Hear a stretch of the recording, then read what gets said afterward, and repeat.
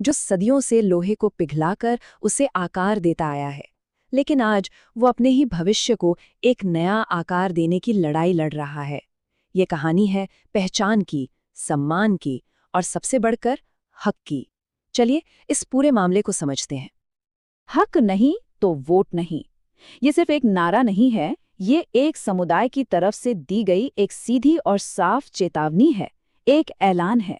और यही वो आवाज है जो उनके पूरे संघर्ष की कहानी कहती है।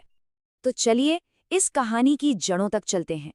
इसकी शुरुआत होती है एक पहचान से, एक ऐसी पहचान से जिससे एक बहुत बड़ा संवैधानिक अधिकार जुड़ा हुआ था। देखते हैं कि लोहार समुदाय कौन है और उनकी इस लड़ाई की वजह आखिर है क्या। ये वो लोग हैं जिनका हुनर, जिनकी मेहनत समाज को बनाने में, उसे गढ़ने में लगी है, जो लोहे जैसी कठोर चीज को भी अपनी मर्जी से ढाल लेते हैं, अपनी मेहनत से अपनी जिंदगी जीते हैं। और यहीं पर इस कहानी की सबसे बड़ी विडंबना छुपी है।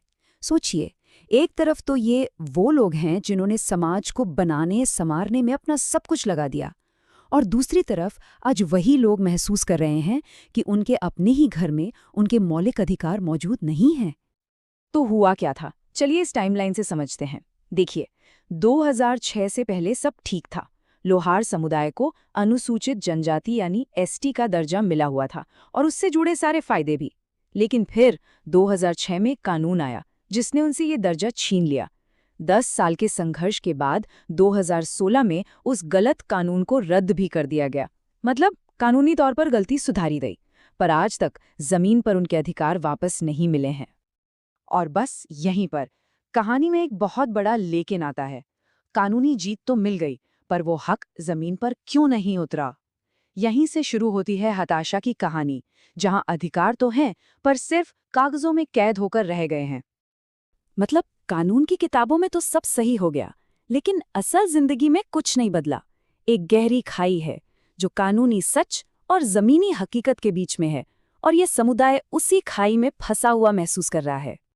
और यही वो सवाल है जो अब ये पूरा समुदाय पूछ रहा है, एक बहुत ही सीधा और जायज सवाल कि भाई जब कागज पर सब कुछ साफ है तो फिर असल में कार्रवाई क्यों नहीं हो रही, सरकारें सो क्यों रही हैं? सवाल सिर्फ इतना ही नहीं है, सवाल ये भी है कि इस अनदेखी का नतीजा क्या हो रहा है। लोहार समुदाय के लोगों को उनके जाति प्रमाण पत्र तक नहीं दिए जा रहे, और जाहिर है बिना सर्टिफिकेट के कानूनी अधिकार भी तो बेमतलब हो जाते हैं। और शायद सबसे चुभने वाला सवाल यही है, क्योंकि इसका सीधा असर अगली पीढ़ी पर पड़ रहा है, उनके भविष्य पर, उनके मौकों पर। ये सिर्फ एक कानूनी हक की लड़ाई